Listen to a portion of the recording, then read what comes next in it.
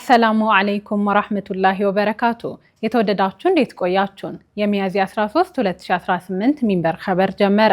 ፋይዛ መሐመድ ሚንበር ኸበርን እየመራው ከናንተ ከተመልካቾች ጋር ቆያለሁ። እስከ ፍጻሜው አብራችሁን እንድትዘልቁ በአክብሮት እየጋበዝኩ ለዕለቱ ከያዝናቸው ጉዳዮች መካከል አበይቱን አስቀድማለሁ። በአዲስ አበባ ዩኒቨርሲቲ ሙስሊም ሴት ተማሪዎች ጉዳይ ጠቅላይ ምክር ቤቱ በንግግር ሂደት ላይ እንደሚገኝ ፕሬዝዳንቱ ተናገሩ። የኢትዮጵያ ብሔራዊ ባንክ የባንክ ሂሳብን ከፋይዳ ጋር ለማስተሳሰር አዲስ ቀነ ገደብ ይፋ አደረገ። የፍሎሪዳው ገዢ ደህንነትን ለመጠበቅ በሚል ሽፋን የሙስሊም ሲቪል መብቶች ተሟጋቾች ድርጅቶችን ኢላማ ያደረገ አዲስ ሕግ መፈረማቸው በሕግ ባለሙያዎች ነቀፌታ ተሰነዘረበት የሚሉት የሚንበር ኸበር አበይት ጉዳዮች ናቸው። አብራችሁን እንድትቆዩ በድጋሚ እየጋበዝን ወደ ቀዳሚው ኸበር አልፋለሁ። በአዲስ አበባ ዩኒቨርሲቲ ሙስሊም ሴት ተማሪዎች ጉዳይ ጠቅላይ ምክር ቤቱ በንግግር ሂደት ላይ እንደሚገኝ ፕሬዝዳንቱ ተናገሩ። መሐመድ ንጉስ አብዱ ተጨማሪ አለው። በአዲስ አበባ ዩኒቨርሲቲ ሙስሊም ሴት ተማሪዎች ጉዳይ ጠቅላይ ምክር ቤቱ በንግግር ላይ መሆኑን ፕሬዝዳንቱ ተናገሩ። የኢትዮጵያ እስልምና ጉዳዮች ጠቅላይ ምክር ቤት ፕሬዝዳንት ሼህ ሀጂ ኢብራሂም ቱፋ በአዲስ አበባ ዩኒቨርሲቲ ሙስሊም ሴት ተማሪዎች ኒቃብ አለባበስ ጉዳይ የሚመሩት ምክር ቤት ከሚመለከታቸው አካላት ጋር በመነጋገር ችግሩ በሰላማዊ መንገድ እንዲፈታ እየሰራ እንደሚገኝ ተናግረዋል። ፕሬዝዳንቱ ይህን ያሉት ለሁለት ቀናት በተካሄደው የአዲስ አበባ እስልምና ጉዳዮች ከፍተኛ ምክር ቤት ጠቅላላ ጉባኤ ላይ ተገኝተው ባደረጉት ንግግር ነው። በሂጃብ ጉዳይ ኮሚቴ ተዋቅሮ ወደ ስራ መግባቱን በመጠቆም ሪፖርት በመጠባበቅ ላይ እንደሚገኙም ጠቁመዋል። የአዲስ አበባ ዩኒቨርሲቲ ሙስሊም ሴት ተማሪዎች ባለባበሳቸው ምክንያት ውክቢያና እንግልት እየተፈጸመባቸው መሆኑን ለሚንበር ቲቪ ቅሬታ ማቅረባቸው ይታወሳል። ይህንን ተከትሎ ከጠቅላይ ምክር ቤቱ ፕሬዝዳንት ሼህ ሀጂ ኢብራሂም ቱፋ ጋር ውይይት ማድረጋቸውን የኢትዮጵያ ከፍተኛ ትምህርት ተቋማት ሙስሊም ተማሪዎች ህብረት ፕሬዝዳንት ሙሐመድ አሚን ለሚንበር ቲቪ ተናግረዋል። በውይይቱ ላይ መመሪያው ስለሚስተካከልበት መንገድ ንግግር እንደሚመቻችና በዩኒቨርሲቲ ውስጥ እስልምናን ያንቋሸሹ አካላቶች በህግ አግባብ ተጠያቂ እንዲሆኑ መጅሊስ የክስ ወጪውን እንደሚሸፍን ተነግሯል። ራስ ገዙ አዲስ አበባ ዩኒቨርሲቲ በጥቅምት ወር 2017 ላይ የራስ ገዝ ዩኒቨርሲቲን አዋጅ ቁጥር 1294/2015 አንቀጽ 18 ቁጥር 4 እና የሴኔት ህጉን አንቀጽ 148(3)(1) መሰረት በማድረግ አለባበስን በተመለከተ ባወጣው መመሪያ አንቀጽ 6.1 ላይ በዩኒቨርሲቲው ስር የሚገኙ ግቢዎች የተለያዩ እምነቶች ተከታይ የሆኑ ተማሪዎችን ስለሚያስተናግዱ ከሃይማኖትና ከበዓላት ጋር የተያያዙ የአልባሳት ስርዓቶች የማንነትና የእምነት መገለጫዎች በመሆናቸው ሊከበሩ እንደሚገባቸው ደንግጓል። ይሁንና በአንቀጽ 6.1 ላይ የተጠቀሰው እንደተጠበቀ ሆኖ በዩኒቨርሲቲው ከሚከናወኑ የመማር ማስተማር ተግባራትና ከሚሰጡ አገልግሎቶች ጋር በተያያዘ ማንነትን ለመለየት ሲባል በዩኒቨርሲቲው ቅጥር ግቢ ውስጥ ፊትን ሙሉ በሙሉ የሚሸፍኑ አለባበሶችን መልበስ የተከለከለ መሆኑንም ይገልጻል።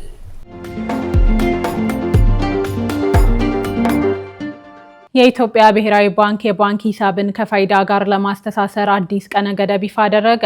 የኢትዮጵያ ብሔራዊ ባንክ የባንክ ሂሳብን ከፋይዳ ወይም ብሔራዊ መታወቂያ ጋር የማስተሳሰር ስራን በተመለከተ አዲስ ቀነ ገደብ ይፋ አድርጓል።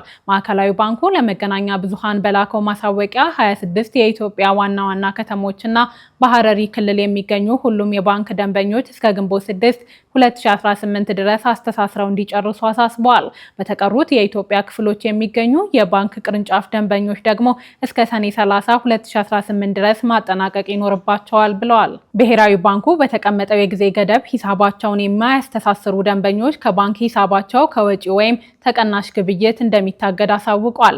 እገዳው የሚነሳው ደንበኛው የፋይዳ መታወቂያ ቁጥሩን ከባንክ ሂሳብ ቁጥሩ ጋር ሲያስተሳስር ብቻ እንደሆነም ጨምሮ ገልጸዋል። ባንኩ በመላ ሀገሪቱ የሚገኙ ባንኮች ከፋይዳ ጋር የማስተሳሰር ስራ መጀመሩን ያሳወቀው ከታህሳስ ወር ጀምሮ ነበር። በወቅቱ እስከ መጋቢት 30 ድረስ ደንበኞች አስተሳስረው እንዲያጠናቅቁ ቀነ ገደብ ያስቀመጠ ቢሆንም ከአጠቃላዩ የባንክ ሂሳብ ባለቤቶች ቁጥር አንጻር ሲታይ አፈጻጸሙ ዝቅተኛ ሆኖ ተገኝቷል ብለዋል። ይህን ተከትሎም ደንበኞች የፋይዳ ቁጥራቸውን ከባንክ ሂሳባቸው ጋር የሚያስተሳስሩበት ጊዜ ተራዝሟል።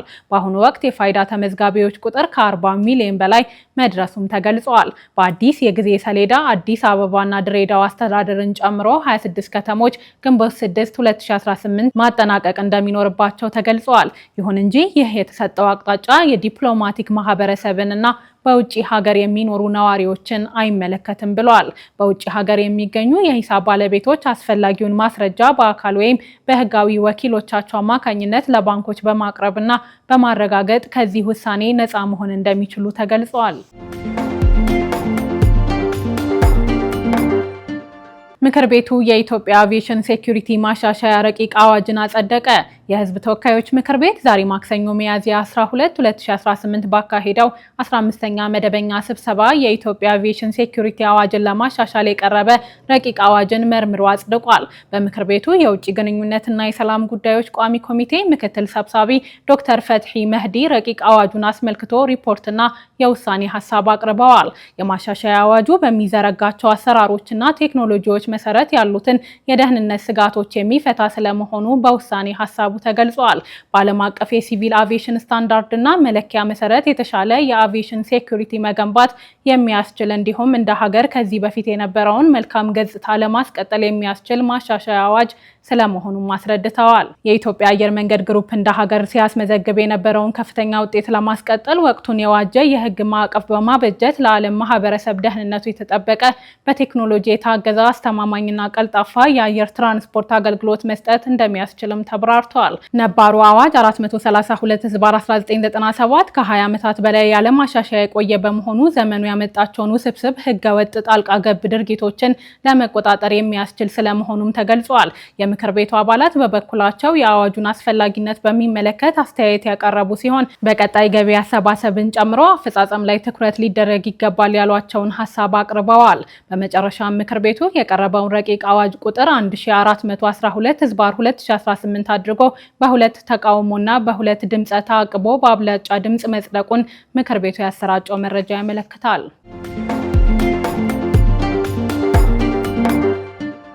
የኢትዮጵያ አየር መንገድ ወደ ፓኪስታን ላሆር ከተማ አዲስ የቀጥታ በረራ ሊጀምር ነው። የአፍሪካ ግዙፉ የኢትዮጵያ አየር መንገድ አፍሪካንና ደቡብ እስያን ለማስተሳሰር ወደ ፓኪስታን ላሆር ከተማ አዲስ የቀጥታ በረራ ለመጀመር ማቀዱን አስታውቋል። ይህ የተነገረው ሚያዝያ 12 2018 በፓኪስታን የኢትዮጵያ አምባሳደር ዶክተር ኡመር ሁሴን ኦባ ከፓኪስታን የንግድ ሚኒስትር ጃም ከማል ካን ጋር በኢስላማባድ ባደረጉት ውይይት ነው። እርምጃው በሁለቱ ሀገራት መካከል ያለውን የንግድ ግንኙነት ለማሳደግ ትስስርን ለማጠናከር የባህል ልውውጥና ቱሪዝምን ለማስፋፋት ያለመ ነው ተብሏል። በውይይታቸውም የሁለቱን ሀገራት ግንኙነት ወደ ተግባራዊና ውጤት ተኮር አጋርነት መለወጥ እንደሚያስፈልግ ተገልጿል። አምባሳደር ዶክተር ኡመር ሁሴን አዲሱ የአዲስ አበባ ላሆር የቀጥታ በረራ በሁለቱ ሀገራት መካከል ያለውን የንግድ ግንኙነት ከማጠናከሩ ባለፈ የባህል ልውውጥና የሰዎችን እንቅስቃሴ እንደሚያቀላጥፍ ተናግረዋል። የፓኪስታን የንግድ ሚኒስትር ጃም ከማል ካን በበኩላቸው የሁለቱ ሀገራት ግንኙነት አሁን ላይ ለተግባራዊና ውጤት ተኮር አጋርነት አዲስ መሰረት ላይ መድረሱን ገልጸዋል። ሚኒስትሩ በተለይም በግብርና መሳሪያዎች፣ በትራክተር ማምረት፣ በምህንድስናና በመዋቢያ ምርቶች ዘርፎች ላይ የጋራ የኢንቨስትመንት ስራዎችን ለመጀመር ከፍተኛ ፍላጎት እንዳላቸው ገልጸዋል። የምስራቅ አፍሪካ ሀገራት የፓኪስታንን የኢንዱስትሪ አቅም በቅርበት እንዲመለከቱ በኢስላማባድ የሚካሄድ የበርካታ ሀገራት የንግድ ፎረም እንዲዘጋጅም ሀሳብ አቅርበዋል። አምባሳደር ዶክተር ኡመር ቀደም ሲል በኢትዮጵያ በተሳካ ሁኔታ ኤግዚቢሽን መካሄዱን በመጥቀስ የኢትዮጵያን ምርቶች ብቻ የሚያስተዋውቅ ልዩ ኤግዚቢሽን በዓመቱ መጨረሻ በኢስላማባድ ለማካሄድ መታቀዱን አስታውቀዋል። ሁለቱ ወገኖች በሶስተኛ ሀገራት ወደቦች ላይ ያለውን ጥገኝነት በመቀነስ በቀጥታ ወደ አፍሪካ ወደቦች የሚደረጉ የባህር ትራንስፖርት ትስስሮችን ለማጠናከር ምክክር ማድረጋቸውን ኢስላማባድ ኢስት ዘግቧል። ይህም አሁን ላይ ከ10 እስከ 12 ቀናት የሚወስደውን የጭነት ማጓጓዣ ጊዜ ወደ 2 እና 3 ቀናት ዝቅ ሊያደርገው እንደሚችል ተጠቁሟል። አሁንም የኢትዮጵያ አየር መንገድ ላይ እንቆያለን። የኢትዮጵያ አየር መንገድ ዓለም አቀፍ መዳረሻዎቹን ለማስፋት 6 ተጨማሪ የቦይንግ 787-9 ድሪም ላይነር አውሮፕላኖችን ለመግዛት ስምምነት መፈራረሙን አስታውቋል። በአሜሪካ ዋሽንግተን ዲሲ በሚገኘው የቦይንግ ኩባንያ ዋና መስሪያ ቤት የተካሄደው የፊርማ ስነ ስርዓት አየር መንገዱን ከአዲስ አበባ ወደ ተለያዩ አህጉራት የሚያደርገውን በረራ ለማስፋፋትና እያደገ የመጣውን የጭነት አገልግሎት ፍላጎት ለማርካት የሚያስችል መሆኑ ተገልጿል። የአየር መንገዱ ዋና ስራ አስፈጻሚ አቶ መስፍን ጣሰው አዲስ የታዘዙት አውሮፕላኖች አየር መንገዱ ወደ አውስትራሊያና ወደ ሌሎች አዳዲስ መዳረሻዎች ለሚያደርጋቸው በረራዎች ትልቅ አቅም የሚፈጥሩ ናቸው ብለዋል። በአሁኑ ወቅት የአውሮፕላን እጥረት በመኖሩ ምክንያት ልንጀምራቸው ያልቻልናቸው አዳዲስ በረራዎች አሉ። እነዚህ አውሮፕላኖች ሲሟሉ ግን ክፍተቱን ይሞላሉ ሲሉ ገልጸዋል። ስምምነቱ አየር መንገዱ ከዚህ ቀደም ካዘዛቸው አውሮፕላኖች ጋር ተደምሮ በአጠቃላይ 26 የ787 ድሪም ላይነር አውሮፕላኖችን ከቦይንግ ኩባንያ ለመረከብ የሚያስችለው ሲሆን ርክክቡ እንደ አውሮፓውያኖቹ አቆጣጠር ከ2028 ይጀምራል ተብሏል። በጥር ወር 9 የ787 ቦይንግ አውሮፕላኖችን ማዘዙ ይታወሳል። የኢትዮጵያ አየር መንገድ በረራ የጀመረበትን 80ኛ ዓመት ክብረ በዓል ላይ እንዳስታወቀው አሁን ያሉትን 145 ዓለም አቀፍ መዳረሻዎች ወደ 203 ለማሳደግ እቅድ አለው። ለዚህ ስኬትም የዘመናዊ አውሮፕላኖቹን ቁጥር አሁን ካሉበት 150 ወደ 250 እና ከዚያ በላይ ለማድረስ ማቀዱንም ገልጸዋል። ዋና ስራ አስፈጻሚው ከግዢ ስምምነቱ ጎን ለጎን በቢሾፍቱ ስለሚገነባው ግዙፍ አየር ማረፊያ ፕሮጀክት መወያየታቸውንም ሮይተርስ ዘግቧል። ዜና እረፍት። ለ50 ዓመታት እስልምናን በማስተማር ያሳለፉት ሼክ ሰልማን አወል አማን በ85 ዓመት ዕድሜ ወደ አኼራ ተሻገሩ። ያለፉትን 50 ዓመታት በተለያዩ የኢትዮጵያ አካባቢዎች በዳዕዋ አገልግሎት ያሳለፉት ሼክ ሰልማን አወል አማን ወደ አኼራ ተሻግረዋል። ሼክ ሰልማን አወል አማን ባጋጠማቸው ህመም በሕክምና ሲረዱ ቆይተው ያረፉት ሰኞ ሚያዝያ 12 2018 ነው። እኒህ አባት እስልምናን ለማስተማር በኢትዮጵያ ተዘዋውረው ከማስተማር ባለፈ ወደ ውጪ ሀገሮች ተጉዘዋል። በኢትዮጵያ በተለይ በደቡብ ኢትዮጵያ ክልል ስልጤ ለ30 ዓመታት በማስተማር ቆይተዋል። በአካባቢውና በሌሎችም ገጠራማ ስፍራዎች በመጓጓዝ 20 ገደማ መስጂዶች፣ መድረሳዎችና መደበኛ ትምህርት ቤቶችን ማስገንባት ችለዋል። የ3 ሂፍዝ ማዕከላት ግንባታ በእርሳቸው ስር እንዲከናወንም አስችለዋል። በተጨማሪም በአዲስ አበባ ከተማ በንግድ ስራ ተሰማርተው ለሌሎችም የተረፉና ታማኝ ስም መገንባት የቻሉ አባት መሆናቸው ይነገራል። በኢትዮጵያ የዘመን ቀመር በ1933 የተወለዱት ሼክ ሰልማን አወል አማን የ5 ልጆች አባት ነበሩ። የቀብር ስነ ስርዓታቸው ዛሬ ከዙሁር ሰላት በኋላ ተፈጽሟል።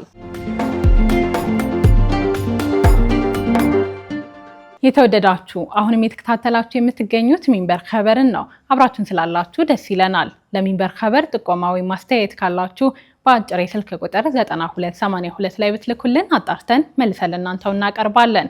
የሚቀናችሁ ማህበራዊ ሚዲያ ከሆነ በሁሉም አማራጮች @ሚንበር ቲቪ ብላችሁ ብትፈልጉን ታገኙናላችሁ። ድረገጻችንን www.minbertv.com ብትጎበኙ ደግሞ አዳዲስ መረጃ ታገኛላችሁ። አሁን ደግሞ የዕለቱን አብይ ጉዳይ እናስታውሳችሁና እንመለስ። በአዲስ አበባ ዩኒቨርሲቲ ሙስሊም ሴት ተማሪዎች ጉዳይ ጠቅላይ ምክር ቤቱ በንግግር ሂደት ላይ እንደሚገኝ ፕሬዝዳንቱ ተናገሩ። ከቆይታ በኋላ ለጋዛ መልሶ ግንባታ በሚቀጥሉት 10 ዓመታት ውስጥ 71.4 ቢሊዮን ዶላር እንደሚያስፈልግ ግምት ተቀምጧል። እንመለስበታለን። ይጠብቁን። የፍሎሪዳው ገዢ ደህንነትን ለመጠበቅ በሚል ሽፋን የሙስሊም ሲቪል መብቶች ተሟጋቾች ድርጅቶችን ኢላማ ያደረገ አዲስ ሕግ መፈረማቸው በሕግ ባለሙያዎች ነቀፌታ ተሰነዘረበት። ከድር ከማል የተዘጋጀውን ዝርዝር ያቀርበዋል። የፍሎሪዳው ገዥ ደህንነትን ለመጠበቅ በሚል ሽፋን የሙስሊም ሲቪል መብቶች ተሟጋች ድርጅቶችን ኢላማ ያደረገ አዲስ ሕግ መፈረማቸው በሕግ ባለሙያዎች ነቀፌታ ተሰነዘረበት።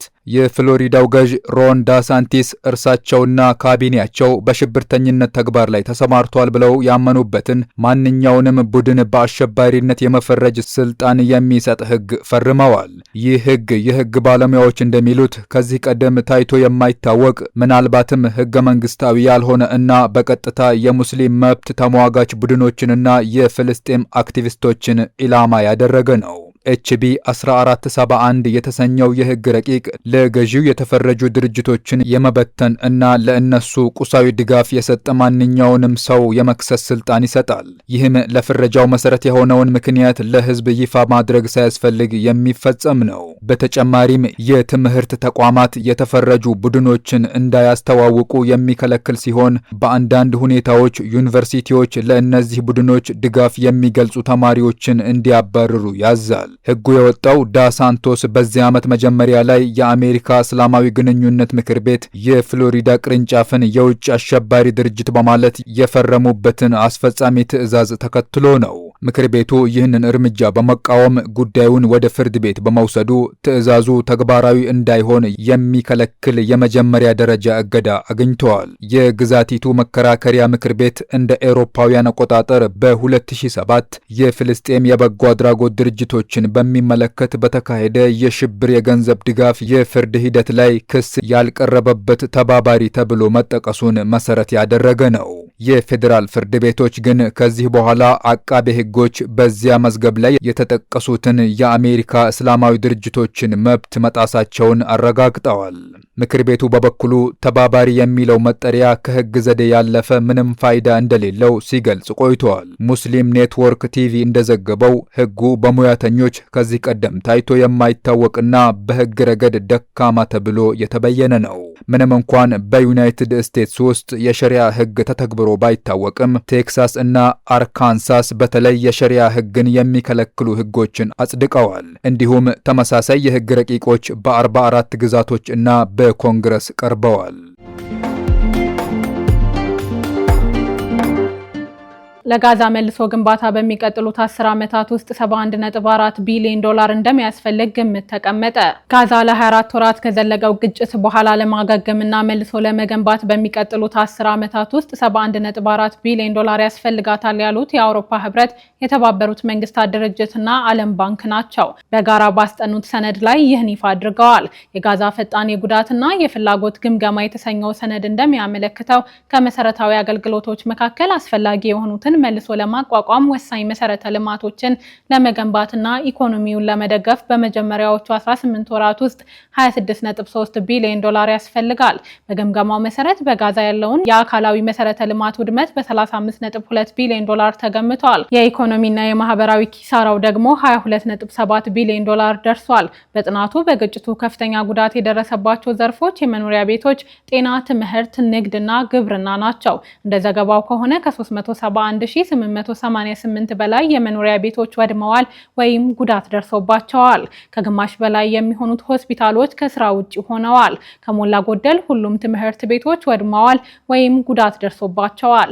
ሪፖርቱ አክሎም የጋዛ ኢኮኖሚ በ84 በመቶ ማሽቆልቆሉንና የግጭቱ በሰው ልጆች እድገት ላይ ያሳደረው ተጽዕኖ አስከፊ መሆኑን በመግለጽ በቀጠናው ያለው የልማት ሂደት በ77 ዓመታት ወደ ኋላ መመለሱን አመልክቷል። በተጨማሪም ወደ 1.9 ሚሊዮን የሚጠጉ ሰዎች ተፈናቅለዋል። እንዲሁም ከ60 በመቶ በላይ የሚሆነው የጋዛ ህዝብ መኖሪያ ቤቱን አጥቷል። ጥናቱ ሴቶች፣ ህጻናት፣ አካል ጉዳተኞችና ሌሎች ተጋላጭ የሆኑ የህብረተሰብ ክፍሎች የችግሩ ዋነኛ ገፈት ቀማሾች መሆናቸውን ገልጸዋል። ይህ ዘገባ በተባበሩት መንግስታት ድርጅት የጸጥታው ምክር ቤት ውሳኔ ቁጥር 2803 መሰረት ለቅድመ ማገገም እቅድና ለመልሶ ግንባታ ትንታኔያዊ መሰረት እንደሚሆን ሚድል ኢስት ሞኒተር ዘግቧል። የአውሮፓ ህብረትና የተባበሩት መንግስታት ድርጅት የማገገም ጥረቶች ከሰብአዊ ድጋፍ ስራዎች ጋር ጎን ለጎን መሄድ እንዳለባቸውና በጋዛ ሆነ በዌስት ባንክ መጠነ ሰፊ መልሶ ግንባታ ለማድረግ የሚደረገውን ሽግግር መደገፍ እንዳለባቸው ገልጸዋል። አክለውም መልሶ ግንባታው በፍልስጤማውያን የሚመራና ወደ ሁለት ሀገር የሚያመራ ሰፊ የፖለቲካ ሂደት አካል መሆን እንደሚኖርበት አስታውቀዋል። ውድ ተመልካቾች ለዛሬ ያዘጋጀነው የሚንበር ኸበር በዚሁ ተጠናቀቀ። ፋይዛ መሐመድ አብሬያችሁ ቆየሁ። ወሰላሙ አለይኩም ወራህመቱላሂ ወበረካቱ።